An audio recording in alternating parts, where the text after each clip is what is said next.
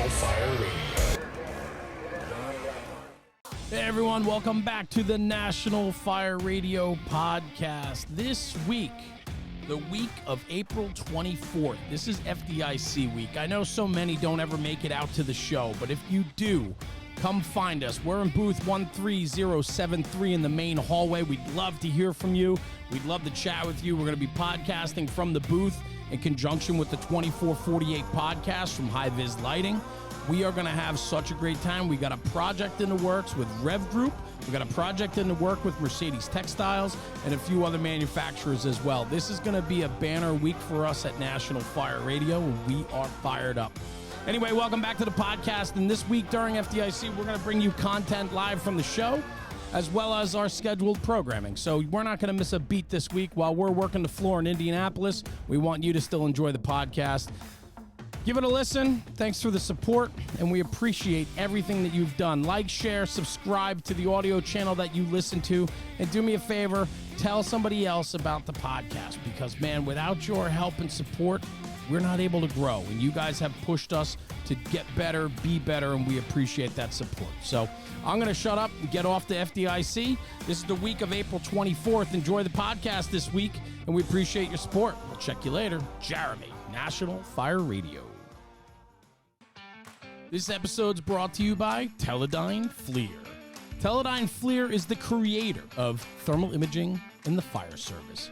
This year, 2023, is the 10th anniversary of the release of their K-Series thermal imaging cameras. Back in 2013, the K-Series was launched to specifically target firefighters in making their job more effective and efficient by using thermal imaging technology. 10 years later, they're bringing so much more to the table with a multitude of cameras that help you on the situational or tactical decision making. They make a camera for every position on the fire ground. Check out Teledyne FLIR. They bring so much to the table in the world of thermal imaging. And at FDIC this year, 2023, you can find them in booth 443 with Teledyne Gas and Flame, as well as you can find them in their partners booths, 1201 with Team, 3457 with Darley, and of course you can find them at the Whitmer Fire Store, 110 and 111. Look for Teledyne FLIR this year at FDIC 2023. Ask them to show you the product and talk about thermal imaging, because it is the technology that pushes the firefighters forward.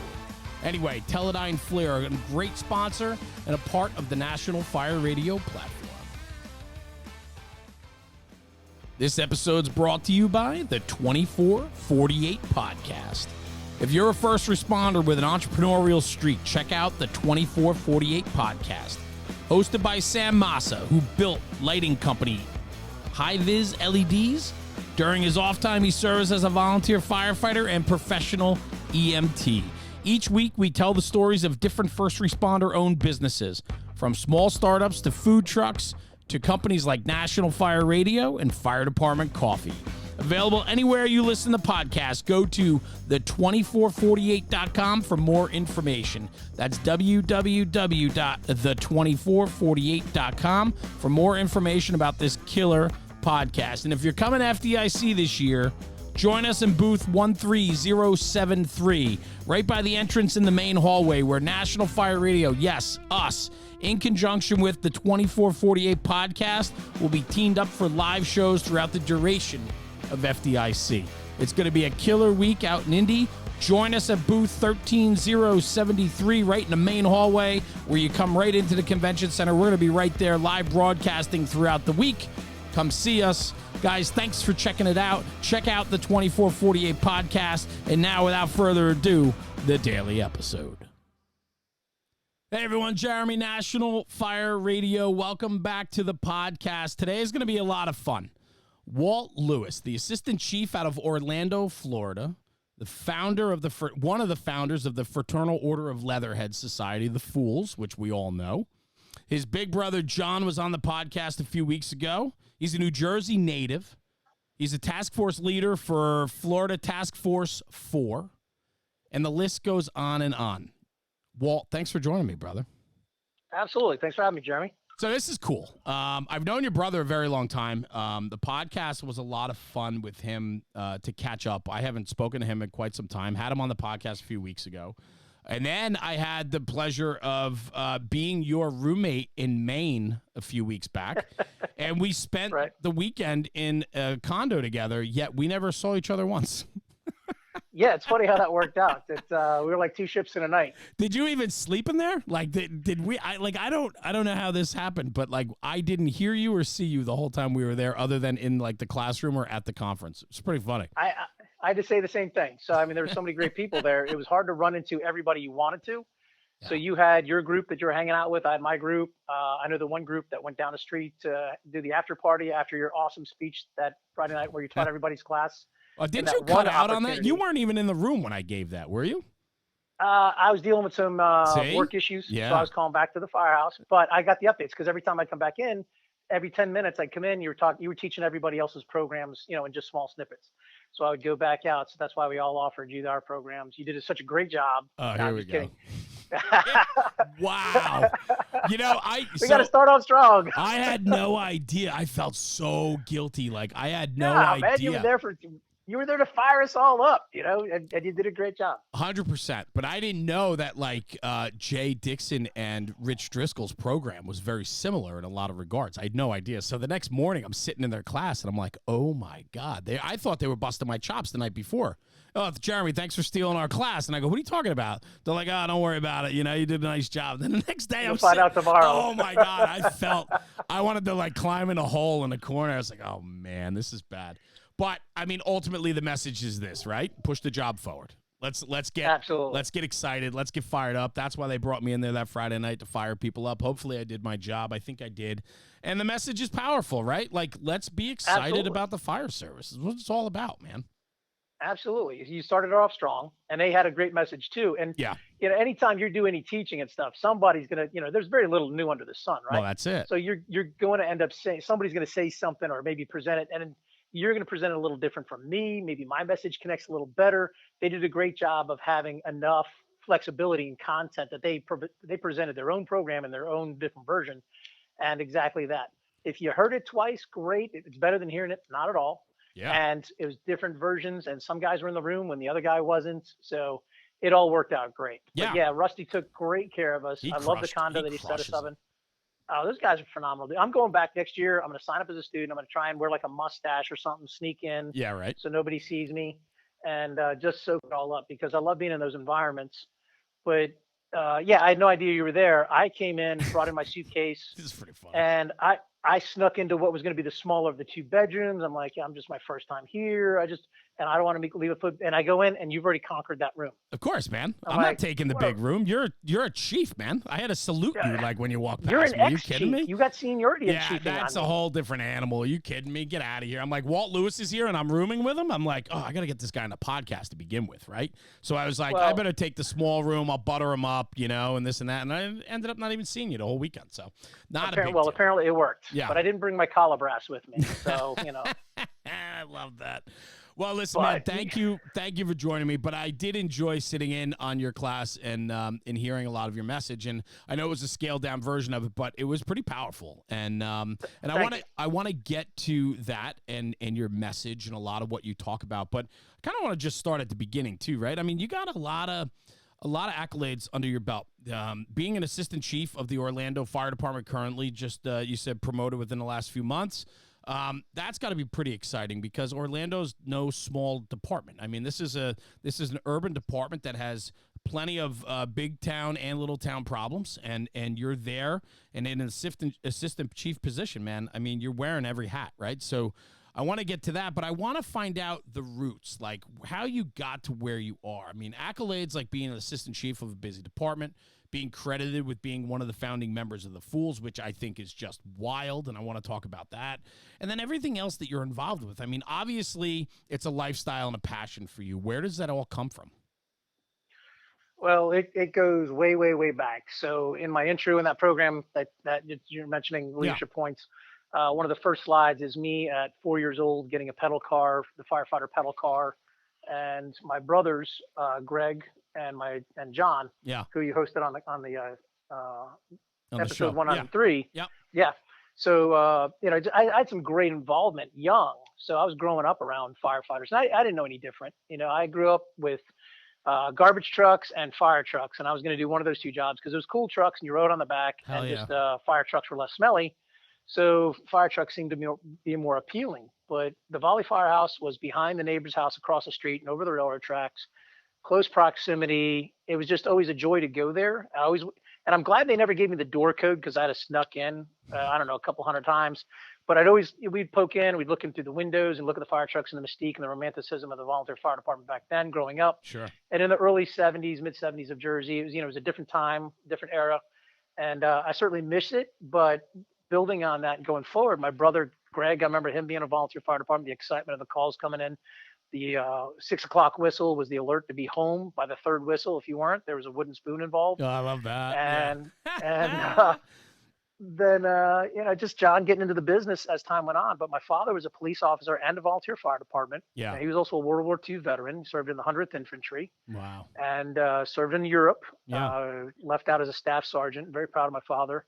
And for his time, he was 51. I'm now 51, and at 51, he had his last child. He had his third child. So I'm a little cautious these days. I make sure I love my kids, but I'm not sure if I can start over with another one right now. Yeah. My goodness.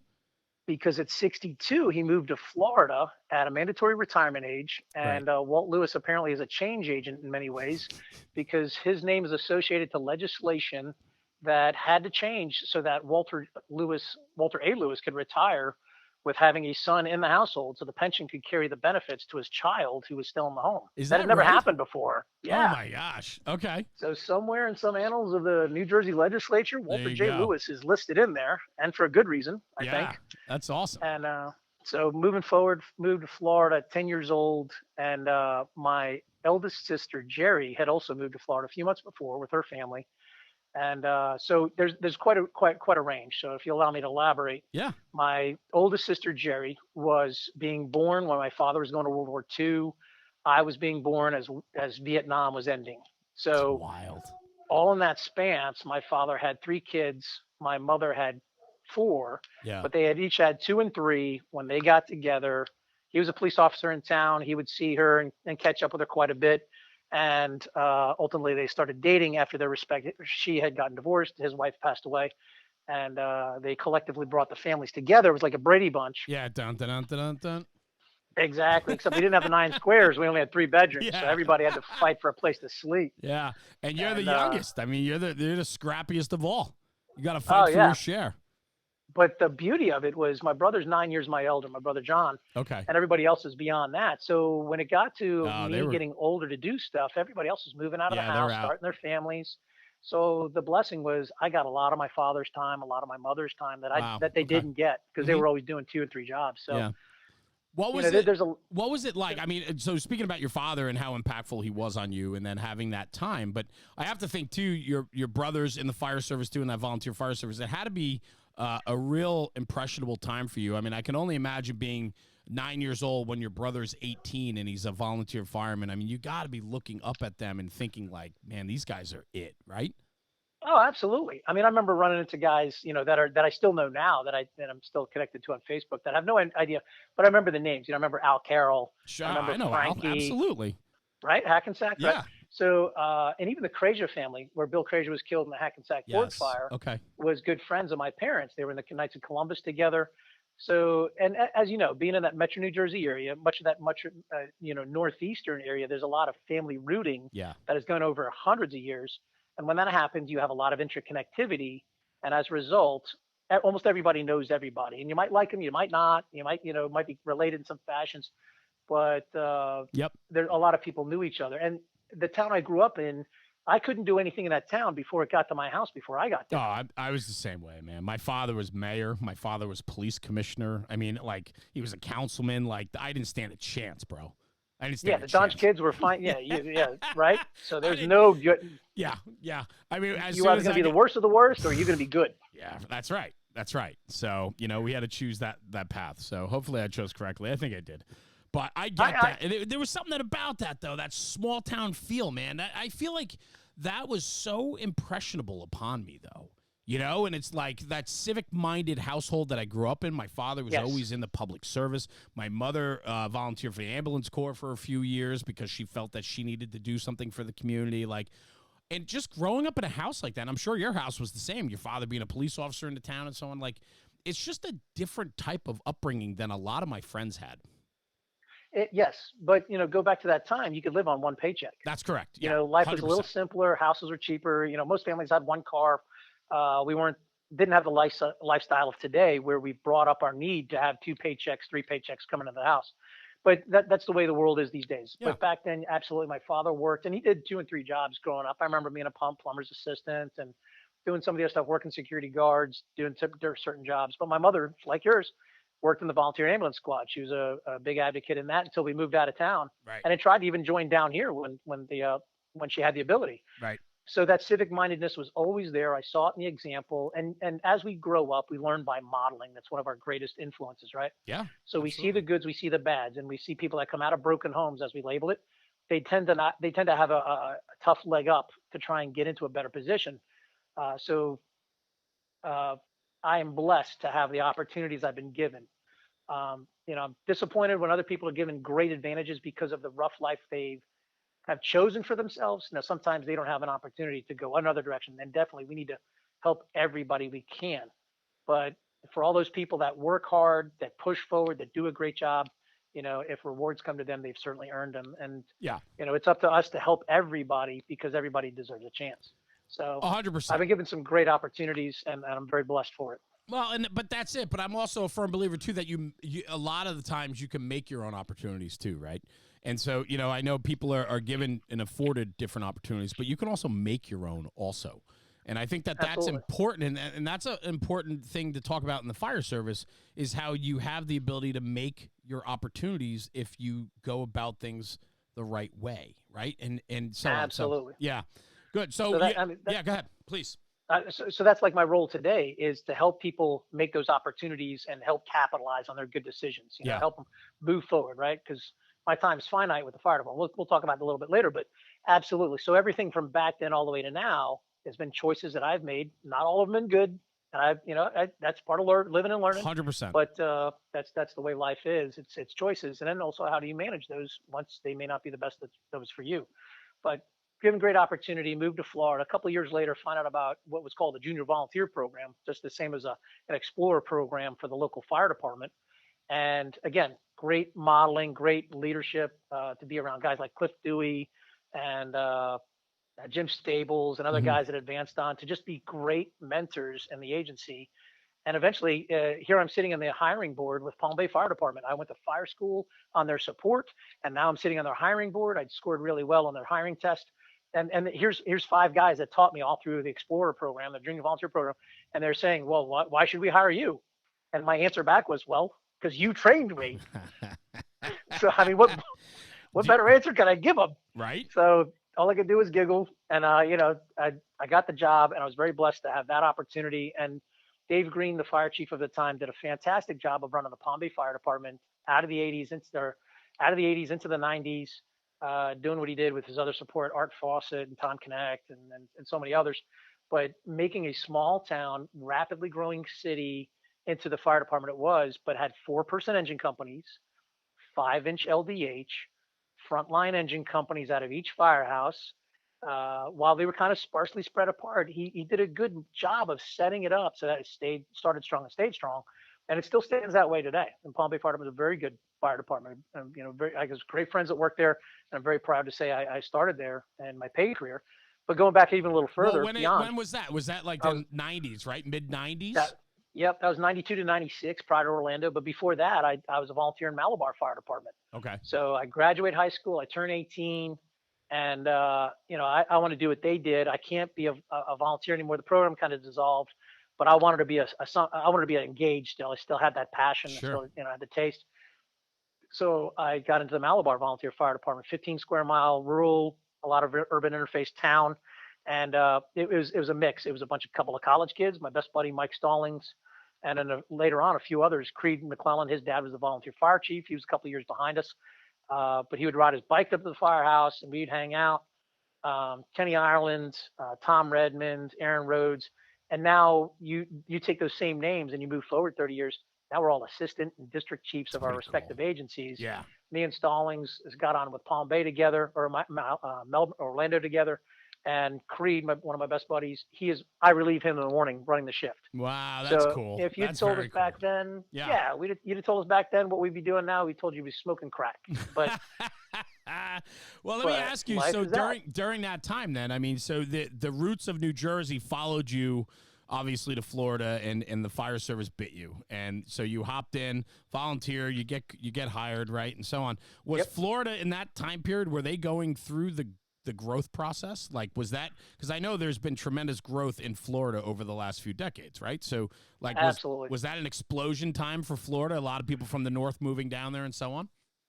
Slowly, still that time period, a lot of folks are coming down to visit and going back home. Yes. Okay. Okay. COVID is the really big transition. If you look at the number of Is years, that right? 5 years ago, yeah, pre-COVID for 2, 3, 4 years, I'd have to do the research to be exact, so don't quote me. No. Yeah. But for the last 5, definitely last 5, prior maybe last 10, we've had 1,000 people moving to Florida each day, Wow. and that adds up quickly. They got to go somewhere. So some folks more densely populated areas than others, and that area sprawls out. Orlando is one of those areas. But since COVID and remote work and the technological advances that have Yeah. occurred, Sure. people don't have to stay rooted to their host home that has gone up in significant value. They can make a tremendous buck on and then move somewhere else that's more climate each day, each year, and don't have to worry about buying several layers of clothes. They can buy pretty much t-shirt, shorts, and flip-flops Yeah. and get through the whole year. So we've seen quite a population influx into Florida, and Does that hold true for Orlando as well? absolutely, Yeah. absolutely. So, and that goes all the way back to Hurricane Andrew. Actually, there was a massive influx of a lot of the South Florida population moved to Osceola County. A lot of the Spanish population moved out of South Florida because the devastation. There was no housing, so they moved north to rental properties and new, cheaper housing in south of Orlando, the Osceola County area, and that had a big influx of population, and it still has that flavor today, Mm. which is great because the food is awesome. Yeah, I bet. Yeah, that's. I mean, but But that's pretty wild. I but mean, that's what builds a whole community is yeah. diversity, right? It's a good thing. Well, that's it. And Um, yeah, go ahead. so yeah, definitely you see the growth and the different areas. What I do wish that I love about going back up north, and I make pilgrimages pretty often. Actually, I've made it one or two so far this year, going up again and twice in the next 2 months. But it's those ethnic areas. You got the Polish area that's got the Polish restaurants with Of the good course. food, and the German towns, Yeah. and just the different communities that have that richness and culture. And that's what I miss about growing up in Jersey because I learned so much about the different cultures that you just know because you're around them. You're with the other kids in school, and not to go off on a societal No, tangent, do but it, please. we where we start to fail as a society is we don't respect and embrace the other cultures because they're different. But God put us on the earth for good reasons and didn't want it because we want didn't make us all the same because we're bored. You want to be bored, but having those different influences, I grew up knowing some of the Jewish culture, Yeah, absolutely. and the Lithuanian culture and Italian culture and so much. And I knew it was all just different, nothing bad. And that's the blessing that I give to my parents is they never taught hate. They always taught that, yes. And we had a lot of friends. We would go down to the Maywood Pool and we sat amongst lots of different people and we went to dinners at different houses with different people. We celebrated Passover. And even though we weren't Jewish, so we had a lot of, I give my parents a lot of credit for being very good Christians, even though we were Catholic and Lutheran, and there was always a battle as to which church we were going to that day. They had a good upbringing for some Yeah. of the kids. Now, was it a perfect household? Don't quote me on that. There's plenty of stories for me and my brothers and sisters to sit around and call it therapy when we tell stories. It's all part of the upbringing. I mean, But it's part of the upbringing. Yeah. But yeah, But I'm very, yeah, I agree with you. I was actually at a technical high school today down in Delaware County, Pennsylvania, meeting with a program director there, and they have kids that are there for emergency services program. And the class was incredibly diverse. It was almost, there were a lot of females, a lot of different races, ethnicities, and so on within the class. And we were talking about the importance of diversity because it certainly was very representative of what the fire service has become today, as well as Right. the communities that we serve. And then I started thinking about my kids, and I was probably a little sheltered growing up. It was, we didn't have a lot of diversity where I was. And now I think about my kids today in high school, my two youngest that are in high school. It's the most diverse high schools I've just like anywhere else. Like, and I grew up in those same high schools, but it was very different when I went there versus where they are today. My kids, like, diversity is not even a word for them. It's just life. Like, they don't It's know life, what right? diversity is because that's just all they know. And I think that is really how we move forward. That's how we I push agree. that needle forward. It's so important. I agree, and that's what's kind of cool about this up and coming generation. It's a Yes. that they know no different. So Yes. it's a great amalgamation, Yeah. right? I think it's the vision that we've all seen where we can do better and looking after each other and just allowing a good life to be had by everybody. Well, So bring hopefully that to the hopefully that prospers forward. yeah, and bring that to the fire service, right? I mean, in a Yeah. position that you're in now as assistant chief, I mean, you're in a very diverse city, right? And Hmm. and with that comes a very diverse fire department that serves the citizens of that city. And so, you're looking at different ways, different opportunities, different cultures, learning different things, having patience, understanding, I mean, all of that. And I just it really is. It sums up like who you were growing up as a child. Like the backstory you just told really must suit you well in the position you're in today. It does, and but it's also the people you surround yourself with. A It's the hundred circles percent. you run, Yeah. and it's perspectives. So a Yeah. lot of that stuff. So, but So yeah, we'll talk about Orlando Fire Department Assistant Chief here in a little bit. So I don't want to steal too far. Fast forward. no, you're fine So because I was going to ask you. I was going to ask you how you ended up in Orlando. So I mean, Palm Beach, right? And then from Palm Bay. So Palm little. Bay. It's Okay. a small town. Well, not small anyway. Actually, it's about 100 square miles. It's the southern end of Brevard County. It's about 30 miles south of where the shuttle used to go up. And now all the rockets go up, SpaceX and Oh, got Falcon it. 9 and all Okay. that. So it's pretty cool. And during that time of growing up, I could walk in the backyard and watch rockets go up about every 2 weeks. It's like these days where, hey, the rocket's going up. My kid's like, yeah, we'll see the Yeah. next one. Exactly. Um, Whereas for a good while, then the whole program slowed down or shut down, and but back then it was very often. But here I am in junior high, and I watched the Columbia disaster or the Challenger disaster. Challenge. It was my birthday. Yes. Oh, January really? Okay. January 28th. I was in third grade. No kidding. Yeah, I'll never forget So, it. Yeah, my all right. So birthday. I got you by a couple of years, but it was not uncommon when a rocket would go off or a shuttle would go off that we'd be dismissed from class and we'd step outside, we'd watch, and we'd take a 5 minute break and go back inside. And much of the school had stepped out, and nobody had seen the poof of cloud and two rockets going off ever before, and a lot of quizzical. And back to the classroom, then the principal made the announcement, and then that just changed the whole day, of course, Yeah. because that's going to have such an influence. Like 9/11 is going to have an impact to the Northeast Sure. and the country, of course, right? So a day like that's going to have an impact to the space area, Space Coast area. But going forward, I mean, so being a part of Palm Bay Fire Department, my my passion, my depth of wanting to know and do more and be engaged goes way back. April 23rd, 1987, William Cruz shot up the town of Palm Bay.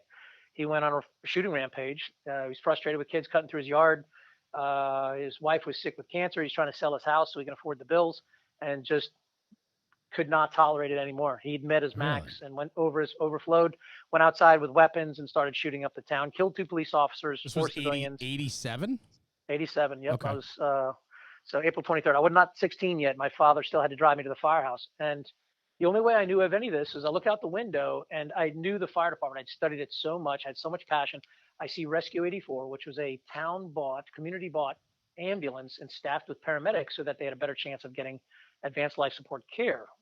So here comes Rescue 84 going by on the major road that I can see from my window, and chasing it is the command vehicle, which if that ambulance was going to a call, that command vehicle never went because Yeah. that guy didn't go to EMS calls. So it had to be something big. I listened to the scanner and turn. I hear all these fire trucks engaged, talking. I'm here. We're there. We're doing this. We're setting up. We're behind the Winn-Dixie. And all I could think of was Winn-Dixie's on fire. Holy cow! Dad, take me to the firehouse. So I talked my dad into taking me to the firehouse. And the only fire engine not on the call was staffed with one guy on the backup unit covering the whole city. And they're like, "You're the only other person with a Palm Bay Fire Department T-shirt. Get on the truck." Are you kidding me? How old were No. you? We 15. 15 years old. Yeah, I'm pretty sure that was illegal. Yeah.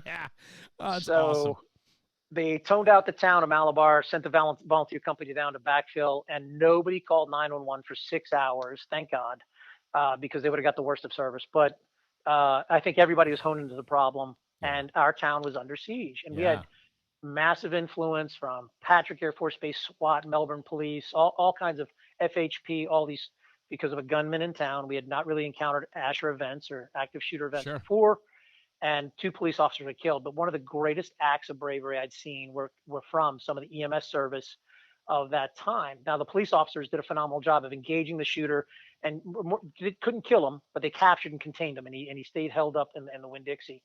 And the police officers, one was shot through the microphone and was still trapped in his car, thought to be alive. And a deputy chief or assistant chief of Palm Bay Fire Department, Art Fawcett, one of the greatest stories. I love to share this because he deserves credit. Responded in a to the parking lot, um, took off his badge, crawled or worked his way between the cars, got to the police car, put it in drive, crawled next to the car, and steered his car out of the line of fire, took fire while he was doing it, and steered this police officer using his cruiser as a control vehicle to get him out of the line of fire to help render him aid. And unfortunately, he didn't win. He didn't live. But other Wow. firefighters, J.R. Wigley, Jim Stables, they drove that rescue truck that I talked about into the line of fire and rescued civilians that were hiding behind dumpsters that were going to get shot at or killed. And they popped the compartment doors open to protect themselves, and they took gunfire, and they were head height bullet holes into those doors, but they rescued several people and got them out of harm's way. And that's the level of bravery that sometimes needs to engage. And that's times in your career that you may face or may not. But to go all the way back to that set the tone for me to need to be prepared for when my moment happens. I need to know what to do. If I'm going to get into this world, I need to not fail. I need to do as good as I can. And my moment of failure came a few years later when I was on the Palm Bay Fire Department. And it's funny because my other counterpart, so I'm B shift commander. My A shift commander is Creed McClellan. He's one of my best buddies, longest time. A guy I got hired with in Palm Bay is the C shift commander. We're not that inbred, I promise. I, We just happen to be that impassioned into the business. I was reserving judgment. Go ahead. Okay, so I know people out there get a big joke, so I beat him to it. But he's passionate about the business. He lived in the Orlando area. He came over to Orlando just before I did, and now he's the C shift commander. And he was my boss for a number of years. Great guy to work for, Gary Fussell. So he and I were on this given call. It was a pair of guys, fishermen in a canal. And there's a lot of canals in the Palm Bay area. It's a lot of low level drainage. Right. So the water's got to go somewhere. It goes to these given canals, and there's outflows. And at this spillover dam, these two guys lost power in the canoe, lost the paddles, and they got pulled into a hydraulic. And we got summoned to come help, and we didn't know what to do. It was chaos. Yeah. They couldn't turn off the dam, and we watched these two guys drown right in front of us. Oh my God. And we probably had three plans going on at the same time, probably all three good plans, but they were not all the same three plans. So it was chaos. And I left that scene demoralized. Just, I just, we should have done better. And I started asking questions. And the answer was, well, we'll try better next time. There was no follow-up training. There's no, we're going to buy new equipment. We're going to do this or that. There's probably a couple of meetings I'll never know about and some other training considerations that I'll never know about because of my engagement at the time. But those two early on moments in life pointed out the level of bravery needed and the level of training needed that has to get you to succeed in this business. And if you don't, and then as I fast forwarded even further, when I'm working for Orlando, I was part of the live fire tragedy in Osceola County with one of my best friends, Bart Simpson. He was the training officer down there, and he took the brunt and the hardship of all this. He didn't deserve any of it, but to go through that, if there's three precipice moments in my career that will carry me to my grave, and I'll have a regret from that given incident for sure, and that's something we can talk about later. But those three defining moments in my career, as well as the influences from my brothers and seeing them modeling and having them as resources to talk to and who they had engaged me with, I would be a failure to not capitalize on what I've been given. I would be a failure to not want to learn. And if nothing else, improve my chance to be a better person than who I am at this business. But as a person, I would be a failure not to want to share some of this, much to the detriment of the people that get in my audience. Sometimes I get around the firehouse and I start preaching or talking and other stuff, and I get a couple rolled eyes. I get a couple guys that find something else to do, but I get a couple of guys that stick around, and I get some other guys that come from other rooms to come here, and I'll take that because if I can share something, that's a why. Because I don't want people to have the same feeling or guilt or other problems. But you could have walked away. Like Absolutely. inherently, like it has a lot to do with your upbringing and the person that you are, right? And when experiences and tragedy and things like that test you, there's two ways you can go. I mean, you could shut down and walk away, or you can take ownership and make yourself better and make sure that you make everyone around you better, right? And For sure. so and that's so that is a lot of who you are, though.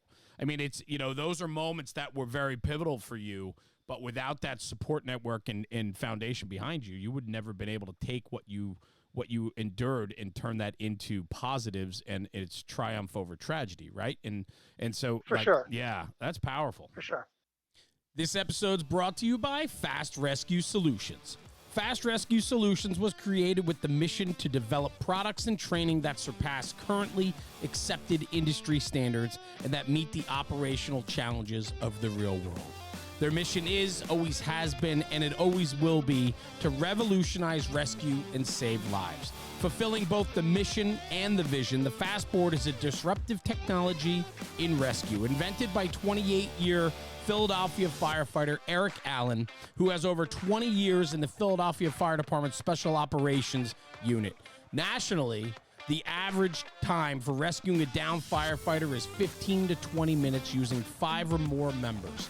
The Fastboard has the ability to reduce that time to 5 minutes or less, using only 2 to 3 members, which is 500 times faster than the national average. Originally designed to get a firefighter down and out of a basement, the Fastboard has been proven effective in nearly every rescue situation.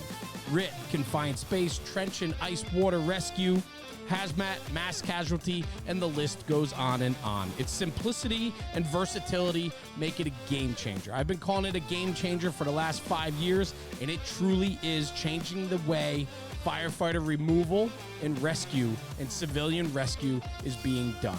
Come find them at FDIC. They'll be at booth 13120 in the Capitol Corridor. Also this year, it's known as Firefighter Row. There's a ton of firefighter-owned businesses out in that Capitol Corridor. That's where you want to be, supporting our own. Stop in and see the crew from the Fast Rescue Solutions for live demos and meet the tribe. Their tribe, there's nothing better than that. This is tried and true brothers and sisters that are into the game, and they are making the job better. Join them Wednesday, Thursday, and Friday of FDIC week from 3 to 5 in the main corridor, and you can have a cold one with them for happy hour. Come down, meet the crew, let them know who you are, and let them show you why they're changing the game. Fast Rescue Solutions, changing the game in the way we're protecting our own and the civilians we're sworn to protect. Check them out. And there's some folks that go over their cup, right? Yeah. Or their bucket is full, right? And then they don't have that same support mechanism, or it's too much, too powerful, and it's too much to be able to come back and turn it into a positive. But there's some folks that don't even meet that halfway threshold and are ready to give up. And for those folks, maybe they need to look at it a little different. Realize I need a little recovery time, but I can make something positive out of this, because we're given plenty of lessons we don't realize, and we're supposed to teach, share these things. Um, and I strongly believe God does a lot of this. Yeah, He I love puts it that. all there for us. Yeah. But if we don't recognize, we don't advance on it, we don't capitalize it and help others, we're failing in His message, right? Yeah. So, but having those influences, Strong. I think back. So stories passed to me by one of my favorite people on the earth, Mike Kelly. He's a assistant chief from Orlando Fire Department, one of my mentors, one of my favorite people. He was the incident commander for our last line of duty death, December 2nd, 1972, where G. Calvin Bookhart rode down the wall of the building next door to where our Firehouse One stands now. And he was killed. Numerous other members were injured. Another favorite person, Alan McAllister, was seriously injured. But all those people suffered from that given day. But one of the coolest stories out of that was Denny Longest, now sadly passed away, but his grandson and son, his son retired from us. His grandson worked with us for a bit, went back to another agency, but is doing a great job up there. Denny Longest rode the building down, survived the fall, and the folks up in the bucket had the wear to it to be one of the first RIT teams of concept, and put water on the area to protect him until they could throw a ladder and rescue him from the rubble and the fire and get him out of harm's way. It's an incredible story, but that's, again, another level of bravery that you have to be ready for and be able to have that capability of cognitive thinking in that time of stress. And some folks don't. Some folks blank. Some folks fawn. Flight, fight, and freeze. Right. So uh, it's some of those things that we have as biological responses that we have to realize are going to be impacts to us. And if we don't, they are going to show up, and they're probably going to hit us when we get challenged. And depends on how we act as to how we're going to survive that moment. You don't And know until fortunately, you don't know until you're tested. right. So, but the best way to be tested, luck favors prepared, right? Yes. So, and if you're not prepared, and it's even the psychomotor skills that need to be prepared. But for those given moments of heroics, the Chief Fawcett going and rescuing the cop, the guys in the bucket, but out of that same fire, one of the company officers had been on the previous tragedy where a firefighter was killed, been on this tragedy where a chief officer was killed, walked back to the firehouse, hung up his gear, and never came back. Yeah. And for some folks, they feel as though they're the black cloud that brings it to everybody else. They need to stop and just find us something else. Even though they were good at the business, even though they had a great message, even though they are sharing some awesome messages these days. And there's a couple friends that come to mind. And, there's one in particular. He'll know I'm talking about him without, I don't want to drop his name, but he's got a phenomenal message. And I love that he's sharing it because he has some great messages to share. So I hope he continues to do it for the years on. Yeah. But he was a guest on your show. Okay. And but those are the people that help us go through such a tragic business, because we're not coming here just for the firehouse and the camaraderie and the food. We're going to see people on their worst day possible. They're calling us when the tragedies happen. Now we're infiltrated with a ton of nonsense, right? So, or what we categorize as nonsense. The lady that needs her help getting off the floor, but it's because of her husband of 50 years has no longer have the strength and capacity to lift her off the floor. And with his humility and pride swallowed, he is asking for our help. And to our frustration at 2 a.m, why is this important that we come there? It's because he has to put his independent spirit aside and ask for help when he can no longer do it anymore. And we're all going to reach that point in our life, God willing.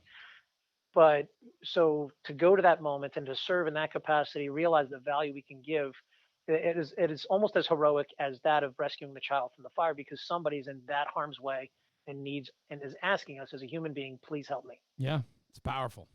Absolutely powerful. So, I mean, so much influence, so many things that have happened throughout your career. I mean, it has set you on this incredible path. We haven't even touched Orlando yet, but I mean, but here's the Sorry, thing. Dude, I got 44,000 word day minimum. And I know that I've been cooped up all day. You warned me before we started, and I don't mind, brother. I don't mind at all. But I want to make sure that we hit some really, great points and so on. For sure. And so, progressing forward a little bit, you were looking for more. I mean, did Orlando offer you more opportunity? Was it what was it? Yes. Yes, on a couple parts. So my pivotal moment in Palm Bay was an off-the-road rescue. It was down an embankment. We had got trained up outside classes, and once we got done with a really challenging rescue, me, Mike Shervington, Shane Cameron, Brandy Hall, helped rescue this victim off to the side of a down embankment, getting berated by a command officer on scene in front of an audience, and just because they didn't know any better. Yeah. And that was my frustration. I need to go someplace that's going to give me a better opportunity. I love what I've been given here, but time to move on. Yeah. And my buddy Mike Stallings, he was an Explorer advisor in Orlando. He's been talking about it. And nobody had really ever left Brevard County and gone to the other side of the river, St. John's, to go to Central Florida or work for Orange County or Orlando or even Tampa. But you know what? A couple guys had just left. Kevin Reck, Gary Fussell had gone and shown it can be done. And didn't really realize, we didn't realize there's roads leading to Orlando until we drove them. And then we showed up, we took the test, and lo and behold, get on the list, get hired up, and didn't look back. I've loved every minute of it. I love it today. I love the people I work with. I've been given a lot of phenomenal opportunities. I haven't got a yes on every question I've asked. I've gotten a lot of no's. I got prejudged on quite a few things. And every once in a while, oh, that's Walt, his head jumped out of gear.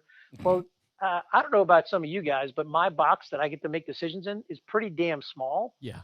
And it gets smaller every day, and I got to constantly keep up with answers outside the box. Well, when I do, if it doesn't fit in the norm and they can't figure it out, I become labeled as the idiot, and that frustrates me. I bet. So when I work with others that do come up with those out-of-the-box answers or have other ideas or look for forward solutions, I embrace those and I challenge them. All right, great, with this. Or when we have those in-the-box questions, all right, so what if there was no right wall to the box and it had to have another answer? And I challenge them to do that. And that's a great influence of today. But to go back to 1996, I get hired up with my buddy Mike Stallings and lots of other folks and start off on Engine 4, go to Rescue 1 for a number of years, did 5 years on Rescue 1 out of downtown.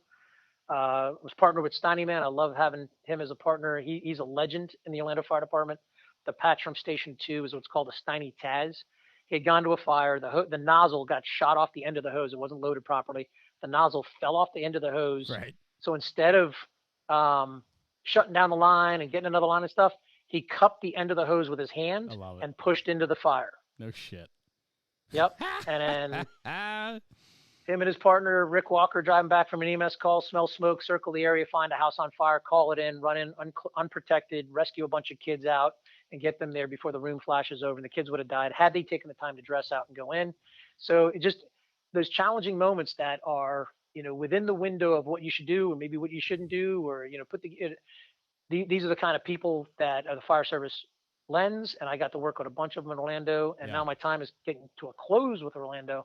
So I'm going to savor every little bit that I've got. But all throughout Orlando, a lot of great opportunities. After Rescue 1, went to the training division a couple of years, and that's where I ended up going to the Mickelbeg tragedy in Osceola County. From that, worked on legislation with the state of Florida. The legislation was proposed, the class was put together, and I got onto the committee. So I wasn't that big of an influence, but I got to be on the committee that helped steer what is now our 40-hour live fire training instructor program. And it's had several iterations and advancements since. Buddy Aaron Rhodes I mentioned earlier is a great proponent and helped strongly advocate those positive changes that has. So this way it stays a good training opportunity and it isn't closed out, because nothing replicates a house fire like a house fire. Right.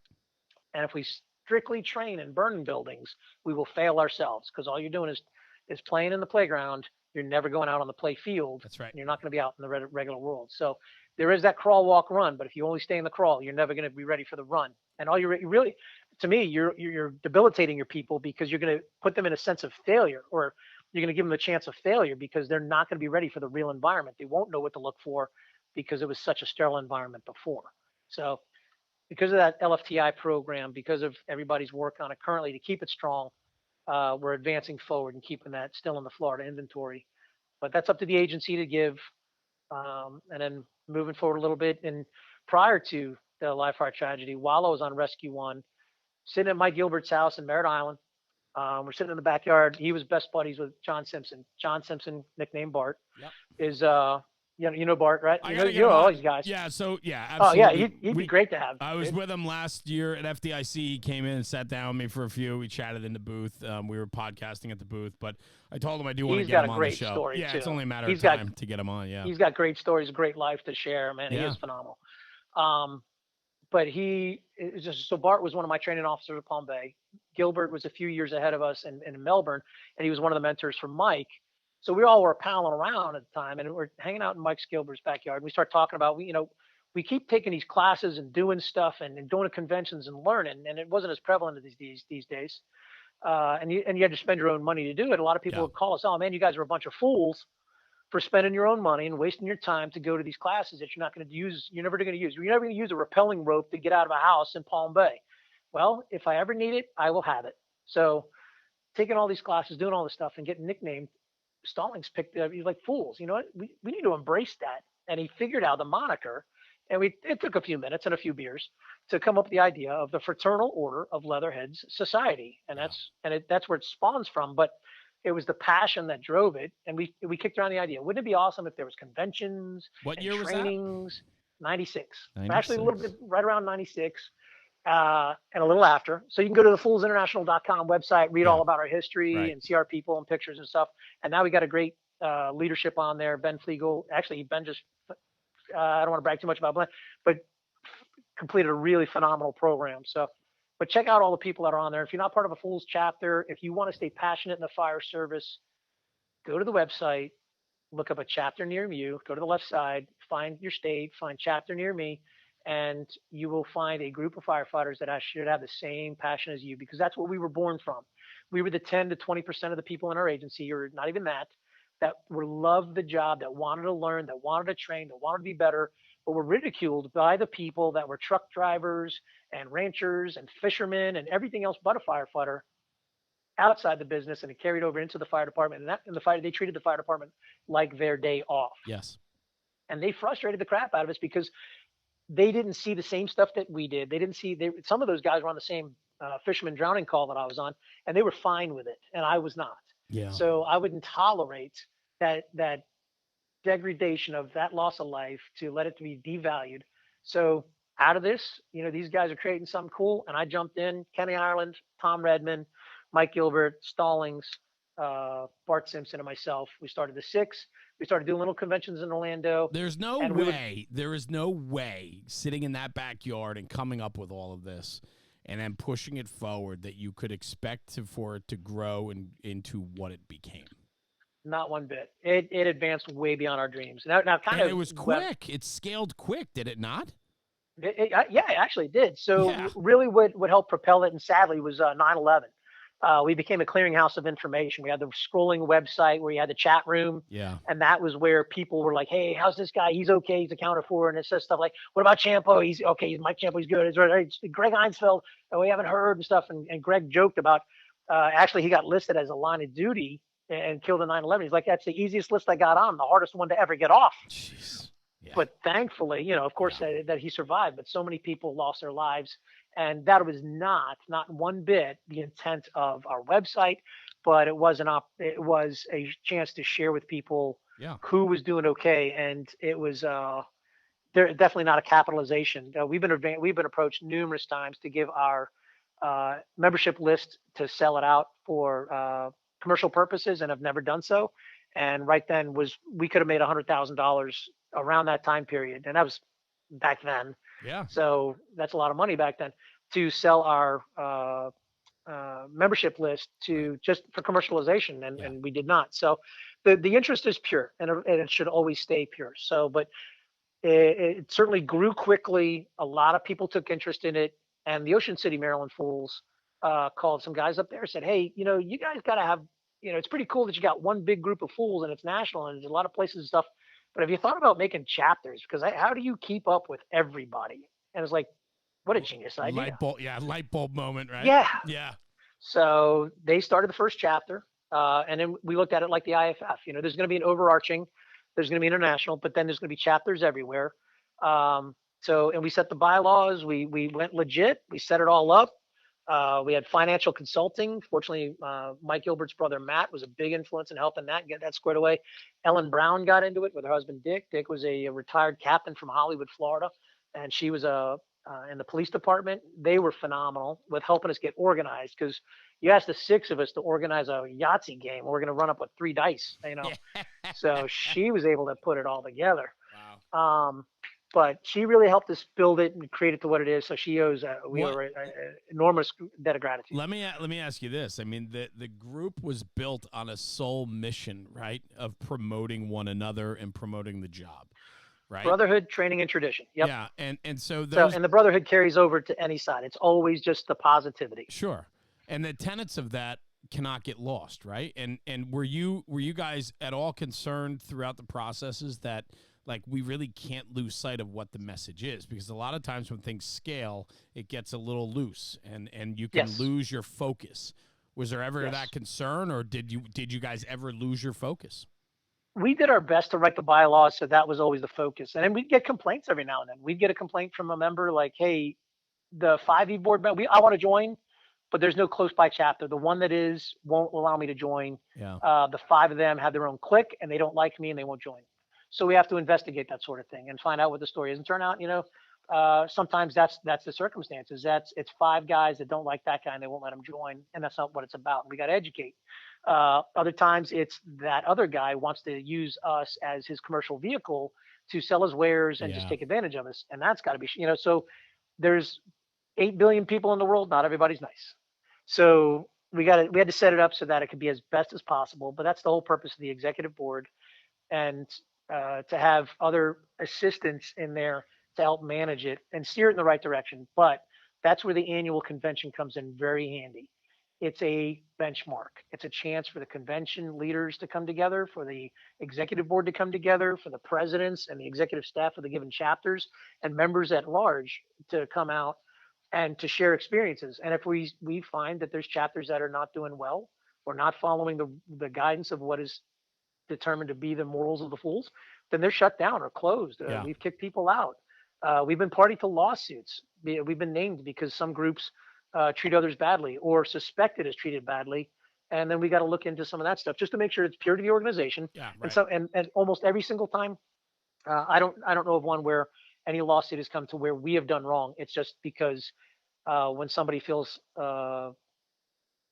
slighted or devalued, they cast a wide net, That's and right. everybody that's engaged, that's the Yeah. way it's going to go. So, and we got to protect ourselves, but Are the you whole mission is to treat everybody the right way, to lead the fire service the right way. are you still involved?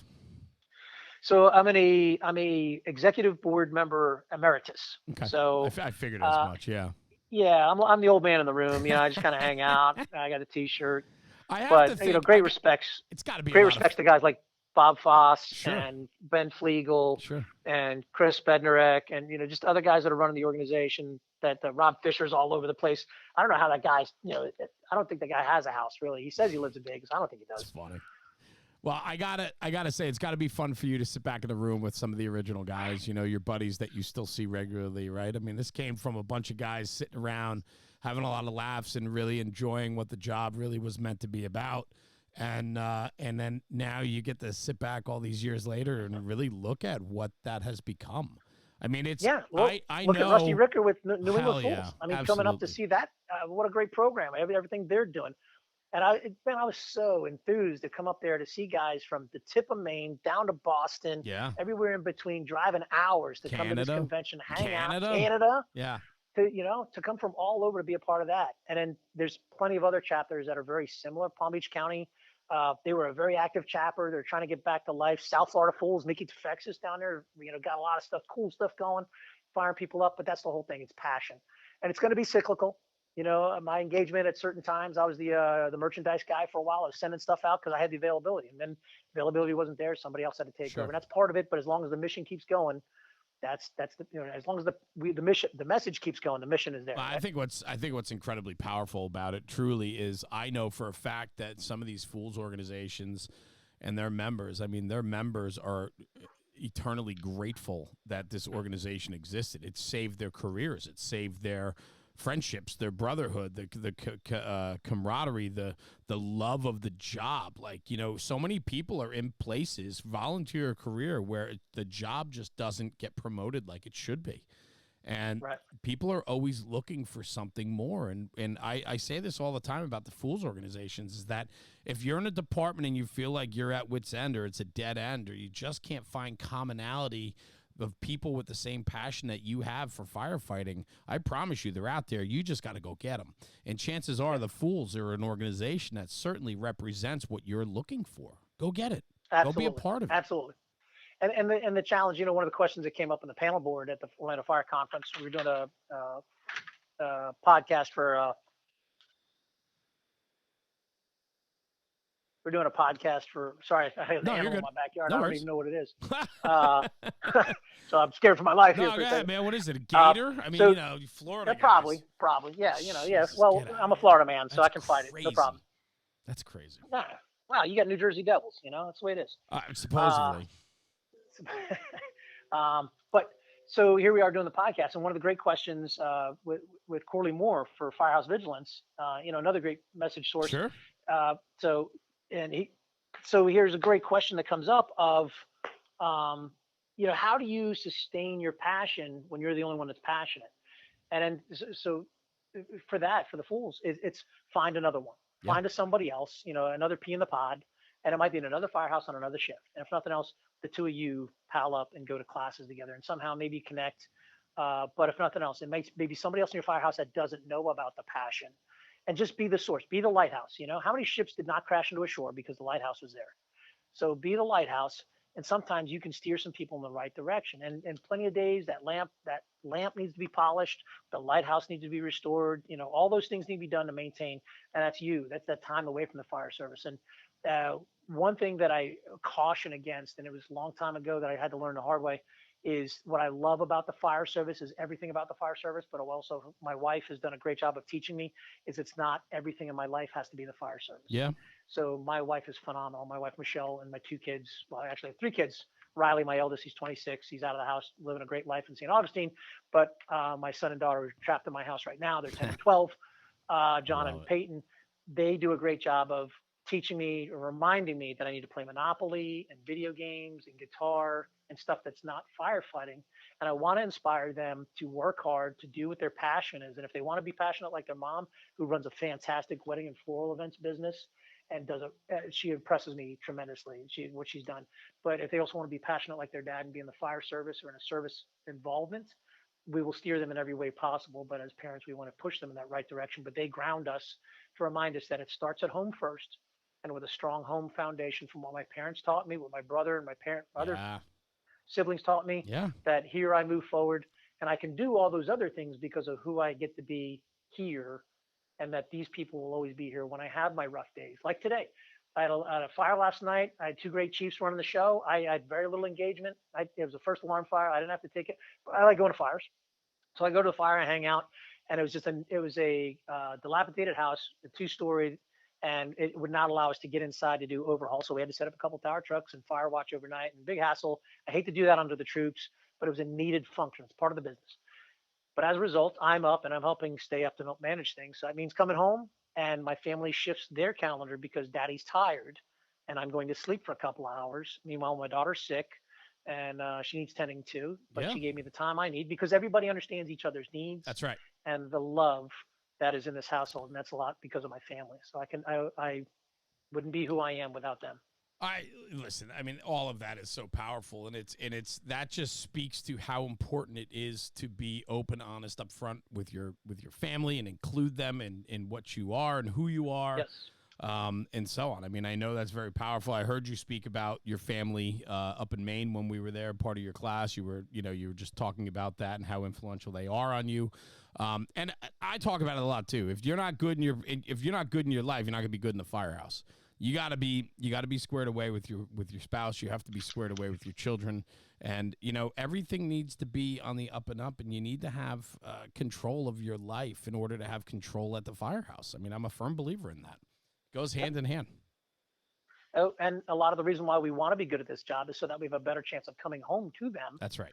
So, when that message is shared with them and they understand it. Now, my first wife, she was not so accepting to that. It seemed like a competition. And, other things in our relationships changed so that eventually Sure. I went my direction, she went hers. Sadly, I didn't get to be there for my oldest son as much as I really, really wanted to. But I certainly have lived and learned. And at 51, I know a lot of lessons that I want to share with others to keep them from living the hard way. Yeah, But everybody has to make their own choices. But I I'm get very it. blessed in what I have. Yeah, that's awesome. That's great. That's good to hear. So let's go down the road of assistant chief just a little bit then, right? So Okay. how's that position? I mean, is it? I mean, it's got to be a lot of fun because I would assume that you are, I guess, probably the citywide tour commander. Is that like what that position Yes. becomes? Okay. Yes. So I have six district chiefs on shift. There's seven under my command. We have Kelly days, so one is usually off. If everybody comes to work and one extra works in my capacity, and I just oversee them to help guide them because some of them are on the promotional list. But most every day, one is off, and everybody works their respective roles. Districts 1 through 6, and District 6 is kind of a translation of what was our EMS 1, who oversees our civilian paramedics.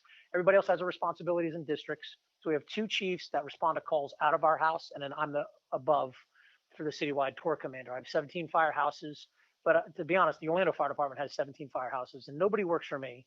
Everybody works for the Orlando Fire Department, and we all work for the citizens. Right. So my job is to work for the chiefs, and the chiefs are supposed to work for the company officers, and we work down. That's the way it's supposed to go, really. That's right. But we've kind of changed that view. Some people, outside of us have changed that view, but my perpetuation is supporting the troops so that they can be at the end of the nozzle, starting the IV, taking people to hospital, solving the problems, and they discover those problems and have the trust in that they have the support from their people above, that when they see a problem, they can relay that problem, offer solutions, and we can empower them to change it, or we can help change it with them.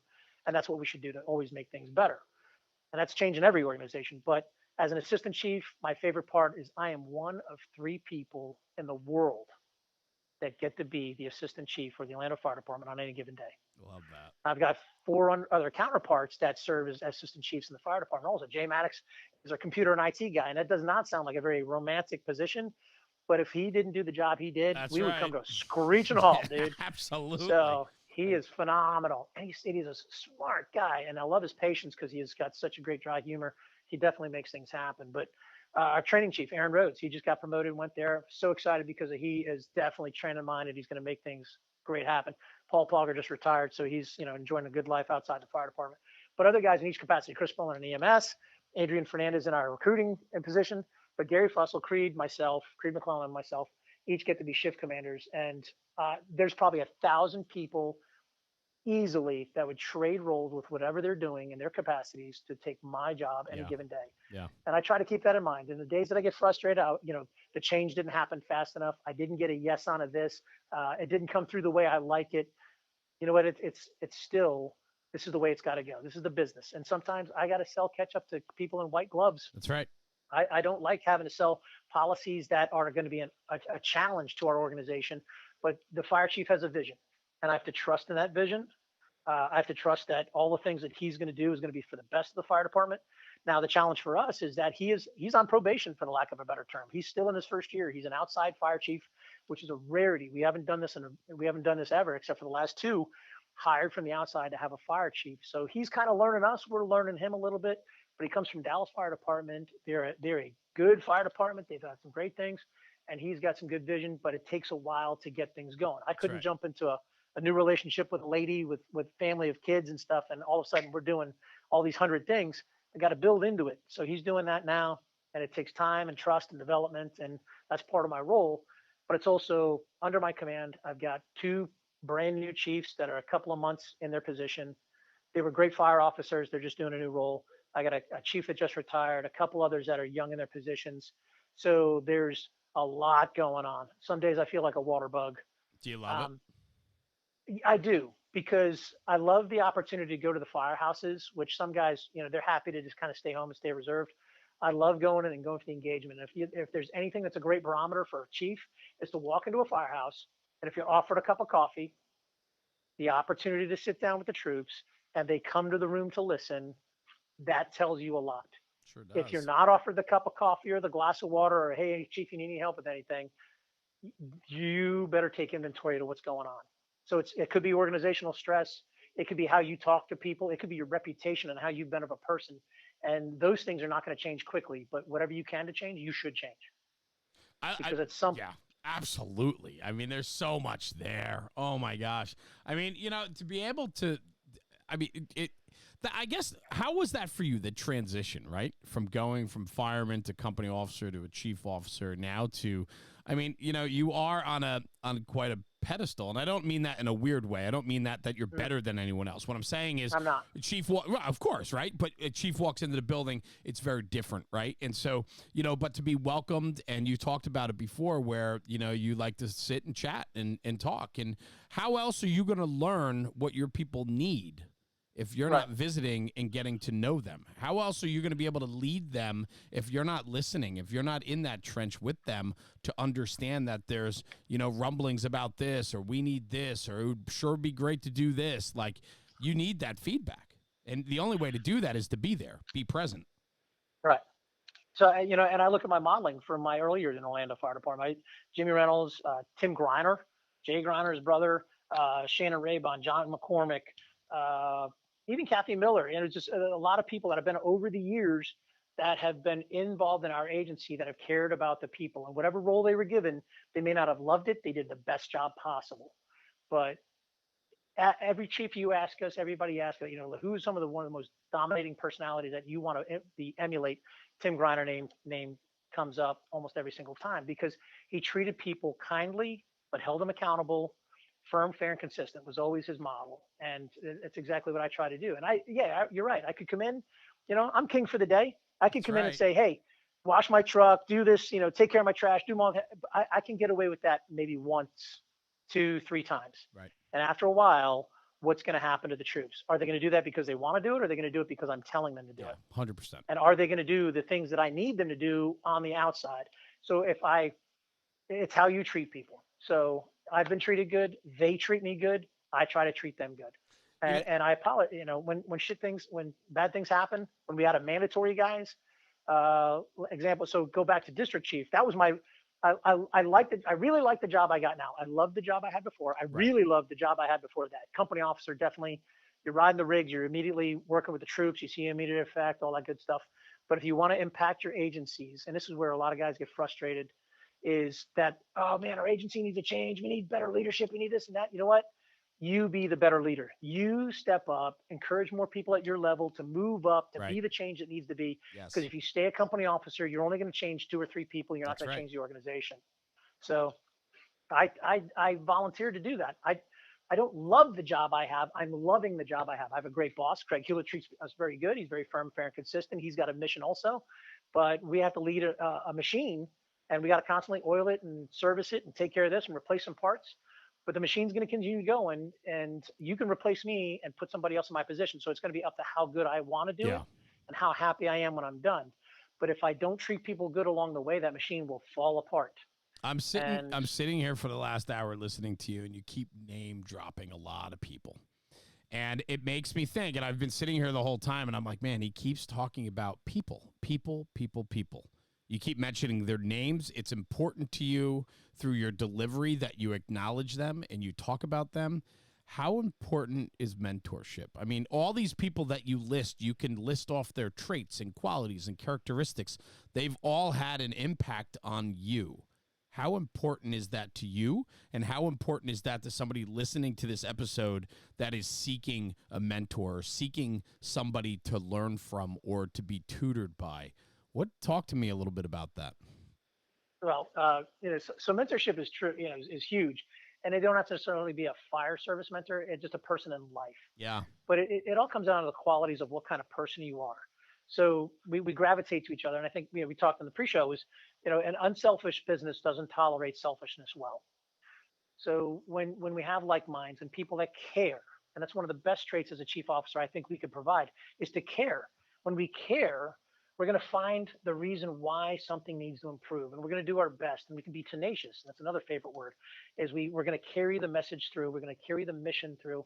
But we need to support our people because that's what's going to be here for 25, 30 years. It's our greatest resource. We see it in all kinds of leadership programs. And the reason Simon Sinek, and even he advocates, biggest reason why he's got a thriving business is because we don't follow through with taking care of our people. But for mentorship, if you are, people can be a mentor and get mentored at the same time. Yeah. And it's a collaborative effort. But it comes down to, Jesus was a great mentor. He talked people who didn't even know him to come walk around and follow the lands with him.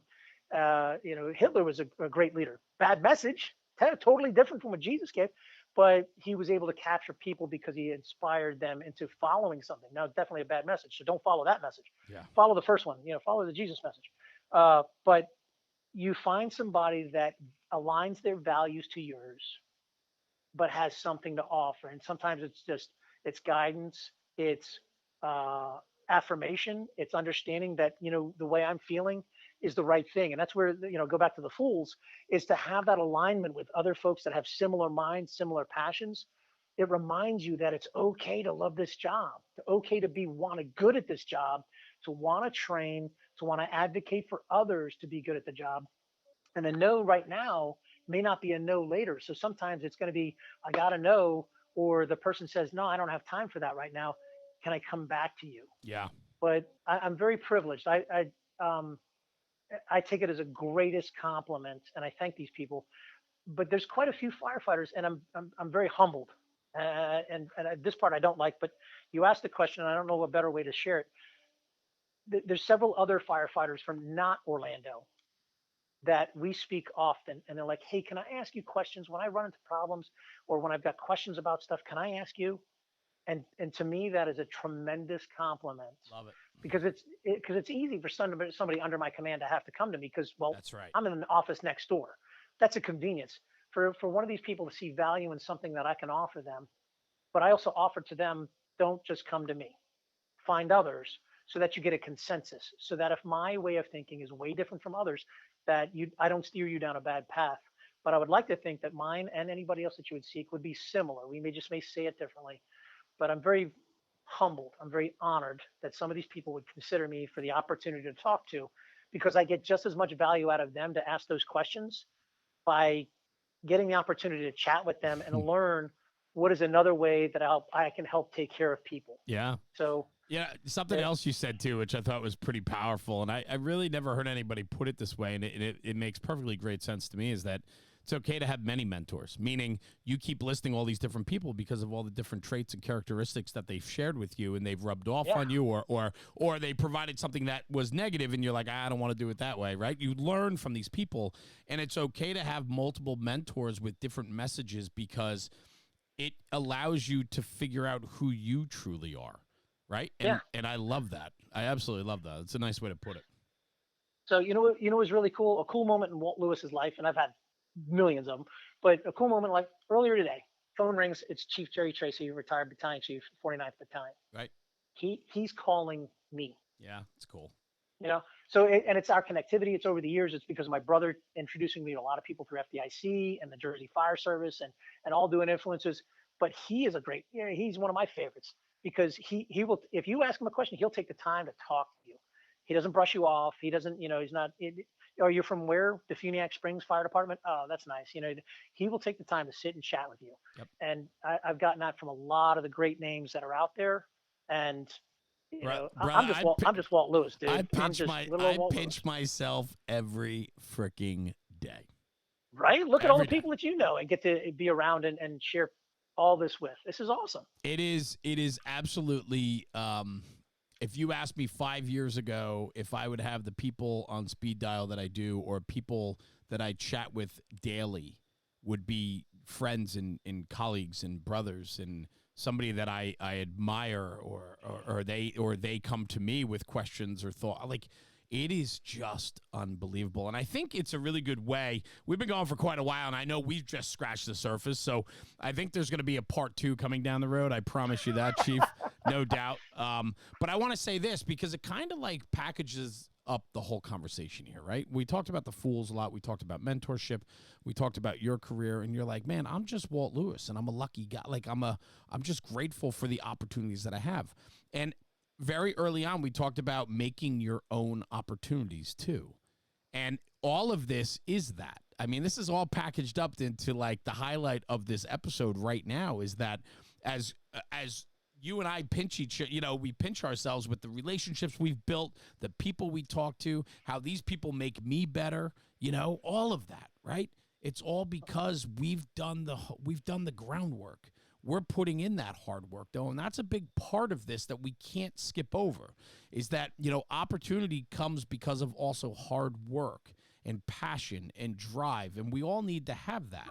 And I think that people that want to mentor, whether they intentionally do it or not, are people that are rooted with the right things. They're rooted with a good message, a strong belief, and ultimately the want and desire to do bigger and better. And I just, it's just a great way to kind of sum up the last hour and 15 minutes we've been going.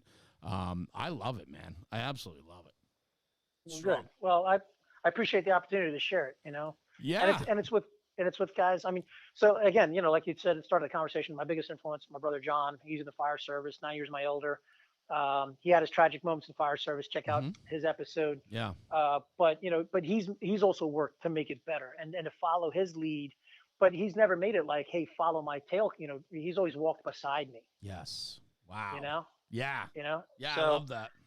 And Rob Moran and Steve Gillespie and Jimmy Kirsch and AJ Jackson and Jason Blake and Jared Blake, and just a lot of cool people that we've gotten to be able to teach with and stuff. And then from his group, I wanted to start another group on the command level. So with Chief Tracy's influence and Anthony Avillo and Peter McBride and Dave Gallagher, you had him on the show. Yeah. The plenty of other people, Jay Blake again. So, I mean, bunch of people that you get to circle around. It helps feed you, it helps perpetuate, it helps motivate, and you mentor and receive at the same time. Rick George does. All kinds of people have done some really cool stuff to help make me passionate about what I am. And again, I'm still thankful. Well, absolutely. And the fact that you recognize that and the fact that you're willing to pay that forward. I mean, and that's the thing, I think that that's the most powerful part of it is that, we're better for sharing it. And if we are afforded these opportunities and the fire service has given us such great opportunity, then who are we to hoard that for ourselves, man? Let's go out and sing it from the mountaintops and talk about how good it really is. I love it. Right. Well, yeah. Walt Lewis, brother, listen, we have just scratched the surface. I'm going to have you back for part 2. We're going to reschedule, and then we'll cancel, and then we'll reschedule, and we'll cancel, and then we'll move the time. Truth be told, that's exactly how this all went down, this episode.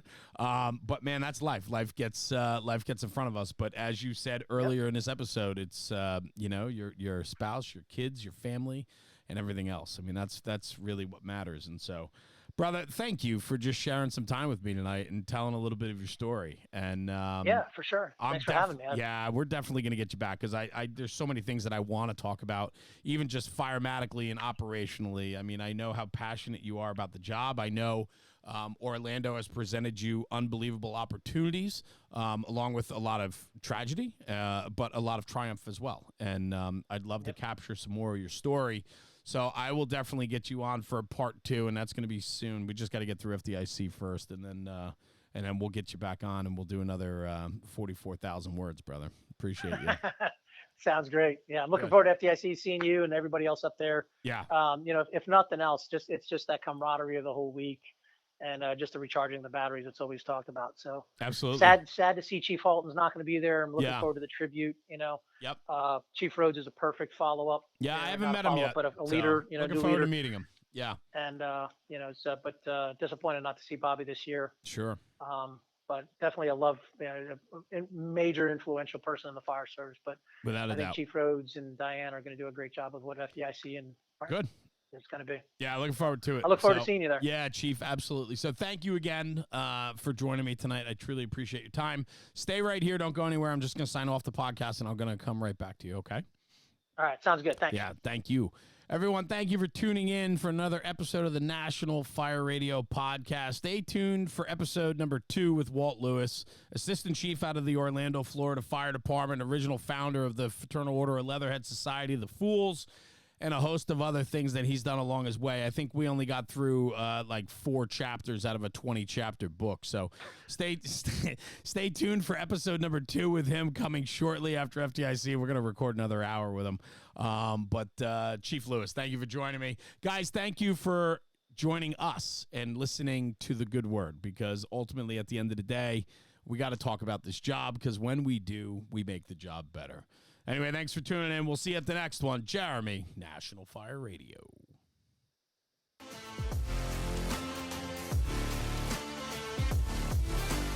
National Fire Radio.